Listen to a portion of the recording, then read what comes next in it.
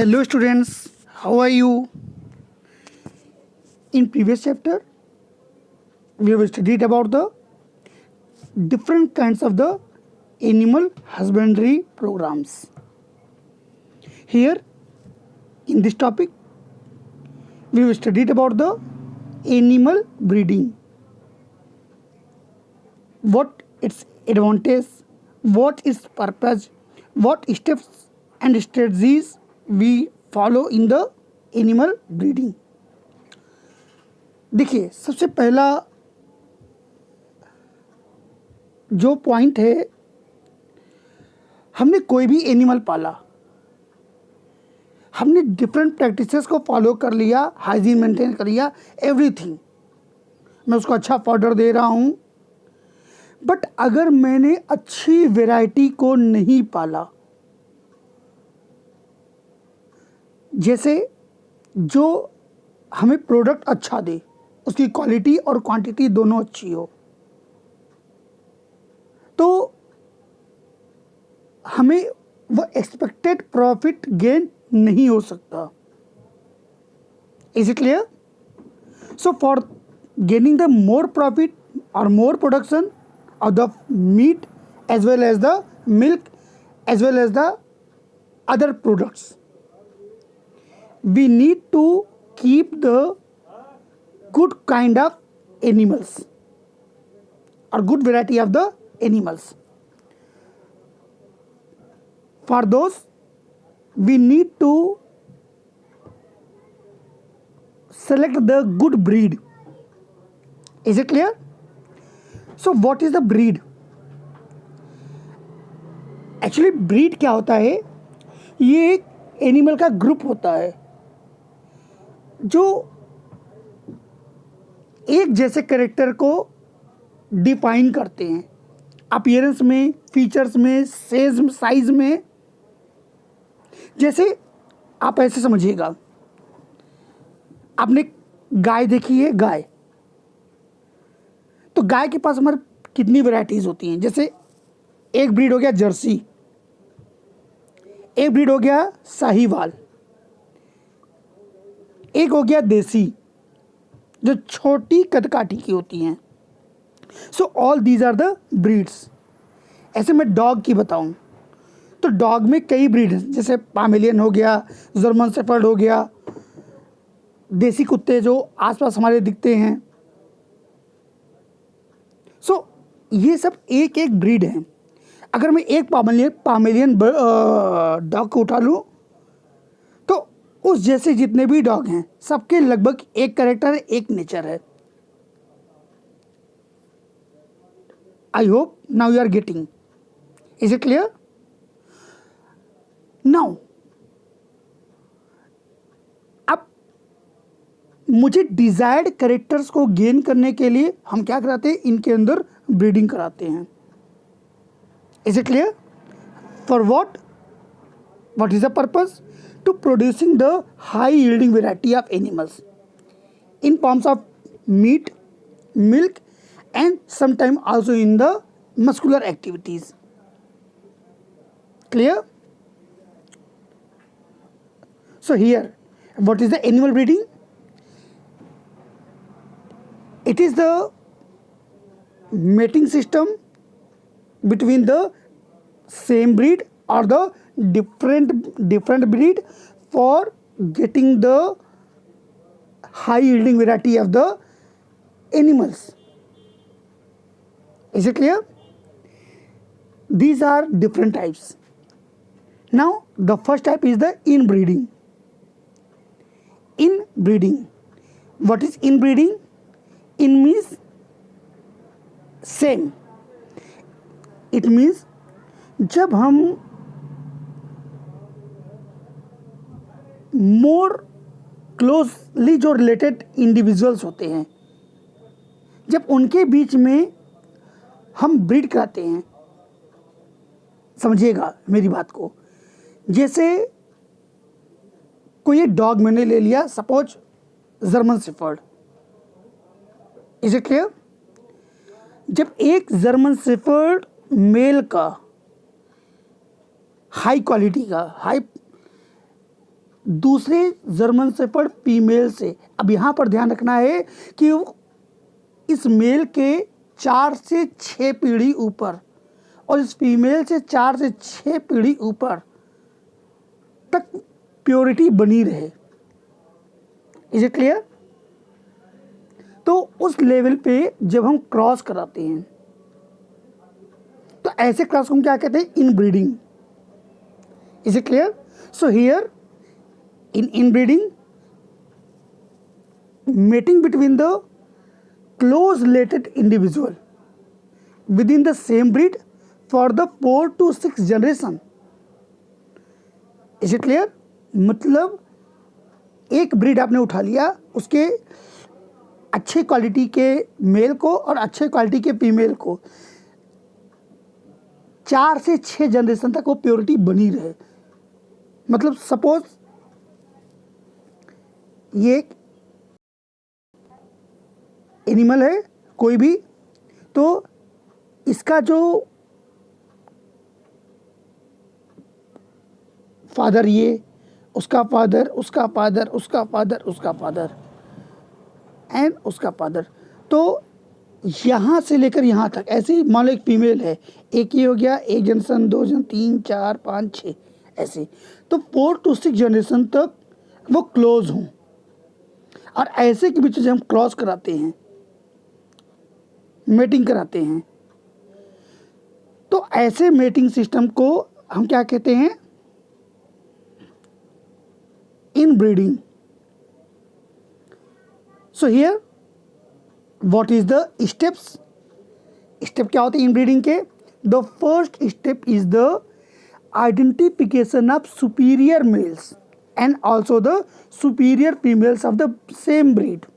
ऐसा नहीं कि उसमें से दुबले पतले पामिलियन को हम ले लेंगे, नहीं, या किसी भी एनिमल को, अगर मैं डॉग की बात कर रहा हूँ अभी यहाँ पर, so here we select the superior male and superior female of the same breed. Is it clear? Now we mated between the identified males and females. Now the result that we will evaluate and again select for the next mating system. Is it clear? Now अब इसका advantage क्या है? इसका advantage है we will find the pure lines of the animals. आपने पढ़ा होगा Mendelian inheritance में, जब हम प्योर फर्स्ट और सेकेंड एनिमल्स के पीछे क्रॉस कराते हैं और वो प्योर लाइन से चले आते होते हैं, तो उनके बच्चों में भी उन्हीं जीन्स का ट्रांसफर होता है। Is it clear? So here we can see when we will find the pure lines of the breed, so the superior genes can be accumulated. How? Suppose एक प्लांट है जो प्योर वाइट कलर का है, या एक animal है जो muscular तौर पे बहुत अच्छा है, हैवी बॉडी का है, और उससे दूसरा भी हैवी बॉडी की फीमेल है, उनके जब फ्यूज़न करेंगे तो उनके बच्चे में वो जीन्स जो उसके बॉडी के साइज़ को रिप्रेजेंट करता है वो भी आने की पूरी संभावना रहेगी।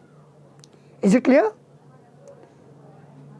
सो और जो हम ये हर जनरेशन में सिलेक्शन का प्रोसीजर जो अपनाते हैं, तो हमारी प्रोडक्टिविटी को ये बढ़ाता है at a certain level, and it also increase the homozygosity. What is the means of homozygosity? आपने पढ़ा होगा जाइगोट 2 प्रकार के होते हैं। One is the homozygosity. Suppose मान लीजिए मैंने एक मेंडल के केस में एक पौधा लिया जिसके पास कैपिटल टी गैमीट था और एक जिसके पास स्मॉल टी और स्मॉल टी गैमीट था. सो this is the homozygous and this is the homozygous. But अगर मैंने डिफरेंट के बीच में, अगर इनके बीच में क्रॉस करा दिया तो यहाँ पर एक मुझे कैपिटल टी मिलेगा, एक मुझे स्मॉल टी मिलेगा. मतलब एक लंबा जीन्स आ जाएगा और एक छोटा जीन्स आ जाएगा. तो this is the heterozygosity. Is it clear? But we are talking about the such kind of homozygosity. Now the disadvantage of this inbreeding, it also causes the accumulation of recessive genes that can be harmful for the our result. How? There is a term that is called the inbreeding depression. What is inbreeding depression? Depression means होता है खाई. It means we get the certain undesirable things. So here the condition in which inbreeding between close progeny occurs result the reduction of fertility and productivity. क्यों? क्योंकि जब हम एक ही pure line के gametes को आगे बढ़ाते हैं, प्योर लाइन्स के फॉर्म्स को आगे बढ़ाते हैं, तो उसके साथ साथ कुछ अनवांटेड जो डिजीज होती है वो उसके साथ आती रहती है. और इसकी वजह से क्या होगा? उसकी बॉडी रेजिस्ट नहीं होगी उस एनिमल की, और फर्दर उसकी प्रोडक्टिविटी और फर्टिलिटी में अंतर आ जाएगा. So this is the biggest disadvantage of the inbreeding. That is also called the inbreeding depression. चलिए, तो प्रॉब्लम हो गई. So how we can overcome the problem? So we should mate the animal to the unrelated superior animals of the same breed. Is it clear? Means अब हम उसी breed में किसी और के पास जाएंगे. और के पास जाने का मतलब ये है जो हमसे 4 to 6 जनरेशन ब्रीड सेम है, समझिएगा.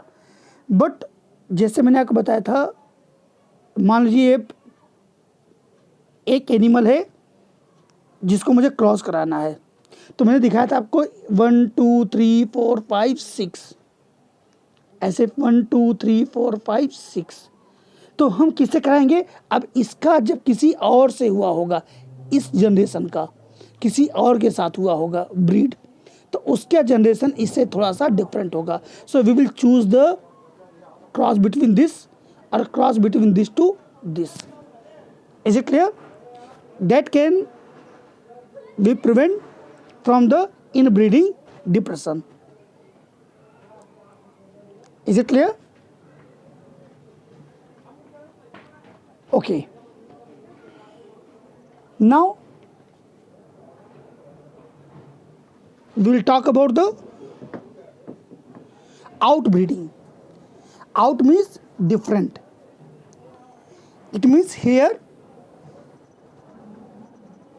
we made the animals between unrelated breed or unrelated breed of the same progeny. So outbreeding refers to the breeding of the unrelated animals which may be of the same breed but not having the common ancestors. Is it clear? Or the different breeds or even different species interspecific hybridization. Here what is the outbreeding? जैसे अभी मैंने आपको बताया था,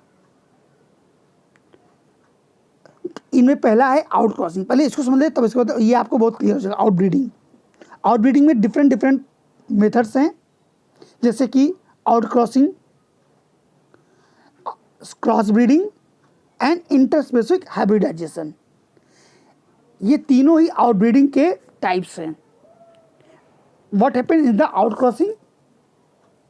it is a practice of the mating animals of the same breed that have no common ancestors on either side of their pedigrees up to the 4 to 6 generation।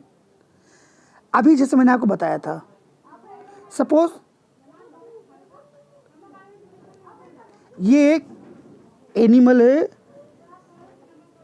ए और उसी का एक दूसरा फीमेल है ए प्लस एंड ए नेगेटिव। मैंने बोल दिया suppose this is for the male and this is for the female. But ये ब्रीड कैसा होगा समझिएगा। 1 2 3 4 5 6, 1 2 3 4 5 6। तो मुझे इन 6 में से किसी के साथ इसको क्रॉस नहीं कराना एक दूसरे में। Is it clear? सपोज अब इसका हो सकता है ये जो 6th जनरेशन का एनिमल था, ये इसी के दूसरे ब्रीड से जो इससे रिलेटेड नहीं था, इसका क्रॉस उससे हुआ और इसने बना दिया बी सेम ब्रीड का, तो we can cross between them. क्योंकि यहाँ पर इसके जीन्स में कुछ ना कुछ मॉडिफिकेशन हुआ होगा, तो जब इससे क्रॉस कराएंगे इस एनिमल का तो ये क्रॉसिंग होगी out crossing. But breed same है, ध्यान दीजिएगा, the breed is the same. जहाँ पर 4 से 6 जनरेशन का जो एंसेस्टर है वो कॉमन ना हो, जिसको हम खानदान कहते हैं।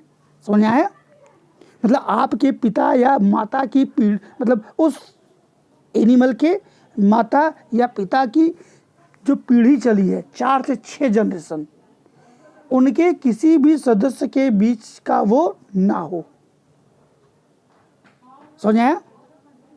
सो such type of the crossing called the out crossing. What is the advantage of the out crossing? Here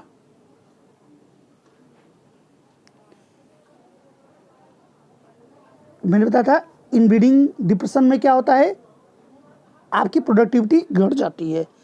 तो यहाँ पर हम इन ब्रीडिंग के डिप्रेशन से हम निकल सकते हैं, मतलब we can enhance the production of the milk as well as the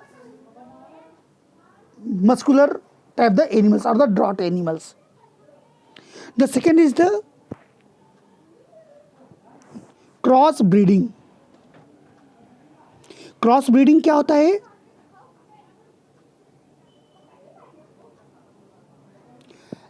यहाँ पर हम क्रॉस मतलब डिफरेंट।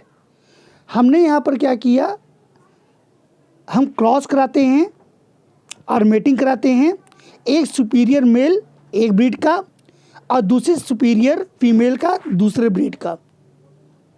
मतलब अगर मैंने सपोज मुझे चाहिए एक डॉग जिसके पास लंबे फर हो और वो ऊंचे कदकाठी का हो, इसका मतलब मैंने एक सुपीरियर पामेलियन को ले लिया और एक जर्मन शेफर्ड को ले लिया और इन दोनों के बीच में हमने क्या किया, क्रॉस कराया, मेटिंग कराया। तो we can get the higher muscular body of the dog with the fur. Is it clear? So यहाँ मैंने क्या किया, एक ब्रीड ले लिया पामेलियन और एक ब्रीड ले लिया सुपीरियर फीमेल। मैंने किसी को भी ले सकता हूँ और सुपीरियर क्वालिटी का मेल, बट ब्रीड डिफरेंट होती है। Is it clear? The best example is the Hisar dale sheep, merino rams, ये फॉरेन वैरायटी है, और बीकानेरी यूज जो कि इंडियन वैरायटी है।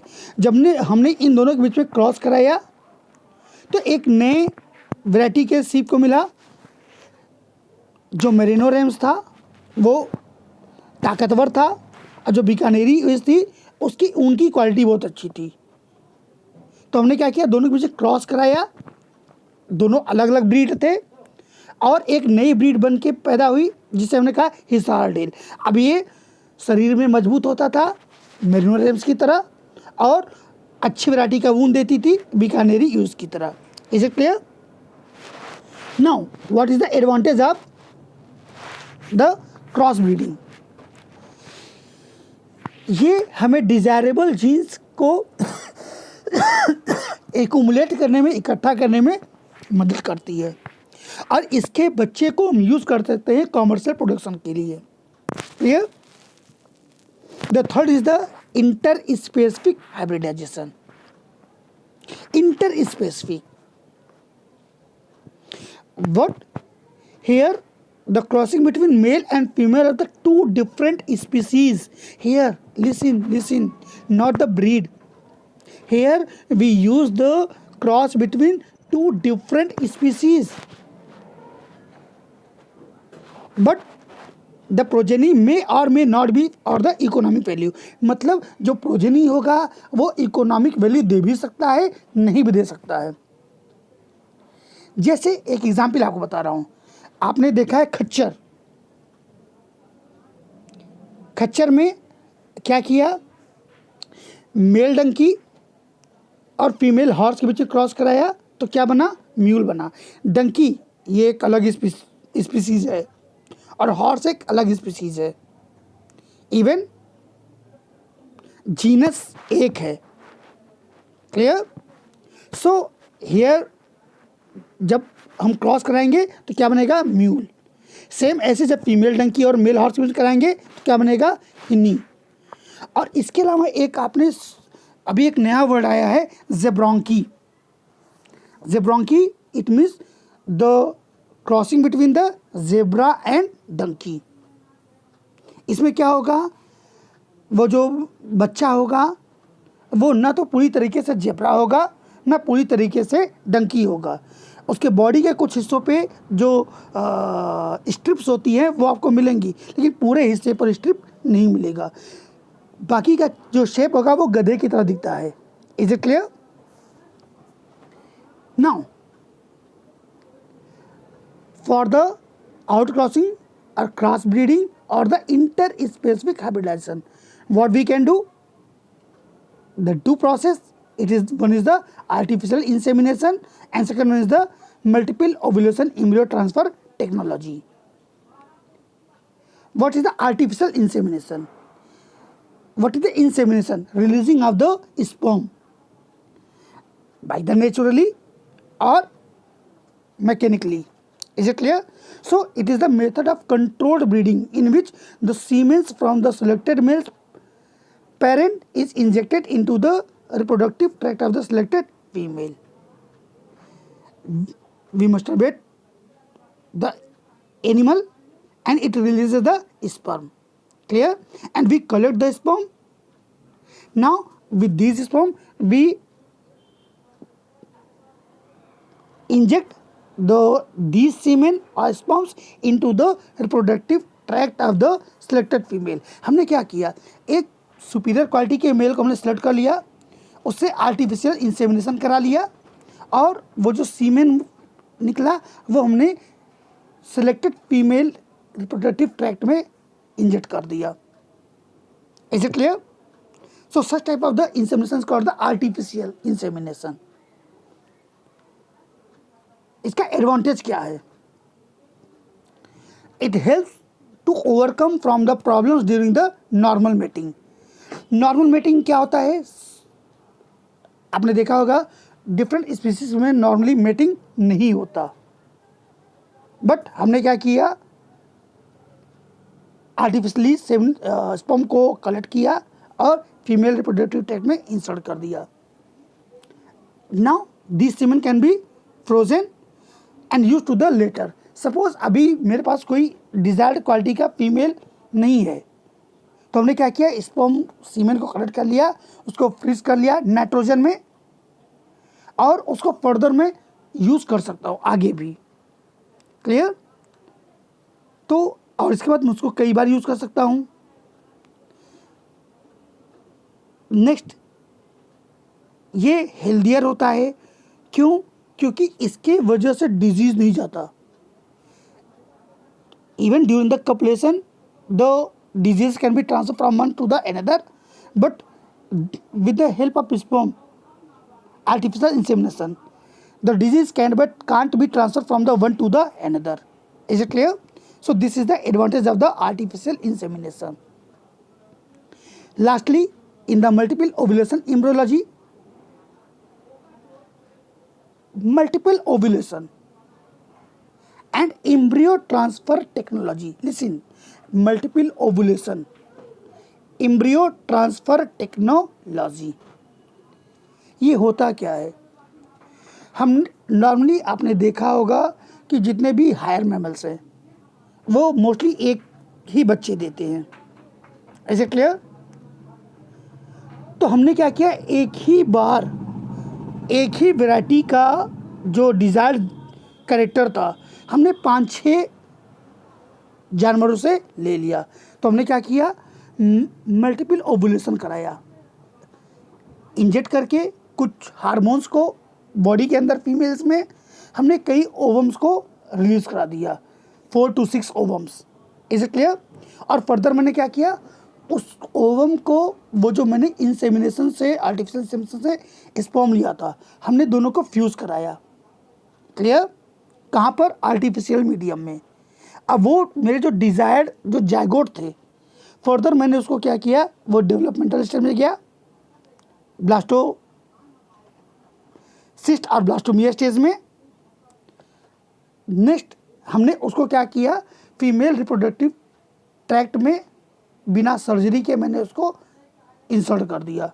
और फर्दर ये फिर हार्मोन्स के द्वारा वो जितने भी, जबकि अभी तक अगर मैं करता तो एक जानवर सिर्फ एक बच्चा देता, लेकिन हमने क्या किया, डिजायर्ड कैरेक्टर को हमने एक किसी भी जानवर में, चाहे वो हेल्दी वैरायटी का हो चाहे ना हो, बट वो जो जायगोट बना है वो डिजायर्ड कैरेक्टर्स का है। समझेगा कि ये किराए की माँ जो 4-6 जहाँ मैंने इसको ट्रांसफ़र किया है, इज इट क्लियर? वो किसी भी क्वालिटी की हो सकता वो अच्छी वैरायटी की गाय या भैंस ना हो जिसमें मैंने उस इम्ब्रियो को ट्रांसफ़र किया है, बट इम्ब्रियो चूँकि उसकी माँ कोई और है। Is it clear? In such a condition the offspring will be healthy and with the desired characters. Clear? So such type of the technology is called the multiple ovulation embryo transfer technology. Here what we do, it is the program for the improvement in the animals like cattle, sheep, rabbit, buffaloes, mares, etc. In this process, high milk yielding breeds of the female have been bred with the high quality. Is it clear? High quality, जो मैंने भी आपको बताया है, muscular activity के लिए। Meat yielding bulls to increase herd size in the lesser time, lesser मतलब कम समय में। प्रोसीजर क्या करते हैं, अ काउ इज एडमिनिस्ट्रेड। अब यहाँ पर काउ आप कोई भी एनिमल जो मैंने बताया ले सकते हैं। हमने उसको क्या किया, फॉलिकल स्टिमुलेटिंग हार्मोन से ट्रीट किया। So what will the follicle stimulating hormone will do, follicle stimulating hormone ये ओवरी को एक्टिवेट करेगी कि ज़्यादा से ज़्यादा फॉलिकल्स को रिलीज करे, मीन्स ओवम को रिलीज करे। तो जिससे क्या रिजल्ट निकलेगा कि जो काऊ है वो 6 to 8 एग्स को प्रोड्यूस करेगा। पहले क्या था, एक एग, अभी क्या है 6 to 8 एग को प्रोड्यूस कर रहा है। अब क्या करेंगे, now the ovums are mated with the elite bulls sperms, जो मैंने आपको बताया था, जो मैंने इंसेमिनेशन से निकाला था। क्लियर? अब मैंने उसको लेबोरेटरी में उसको फ्यूज़ कराया, जायगोट का फॉर्मेशन हुआ, तो अब वो फर्टिलाइज्ड एग क्या हो गया, 8 to 32 cells stage, means morula, is it clear, and blastula. तो फर्दर मैंने क्या किया, इस ब्लास्टोसिस्ट को हमने किसी भी सेरोगेट मदर में बिना सर्जरी के उसके ओवरी में ट्रांसप्लांट कर दिया। अब जो फीमेल है अब मैंने उसको 6 to 8 जितनी फीमेल्स हैं उनमें ट्रांसफ़र कर दिया। अब वो जो 6 से 8 जो गाय हैं जो कि उसकी जेनेटिक मदर नहीं थी, लेकिन वो बच्चा कौन सा पैदा करेंगी जो मैंने डिज़ायर किया था। Is it clear? तो this is very helpful in the animal husbandry practices. So here we have studied the types of animal breeding like the inbreeding and outbreeding. Clear? Inbreeding में हमने इनब्रीडिंग डिप्रेशन को भी देख लिया, outbreeding में हमने क्या देख लिया, outcrossing, cross breeding and interspecific hybridisation. और इनके लिए हमने क्या किया, देखा 2 तरीके थे, artificial insemination and multiple ovulation embryo transfer technology. Clear?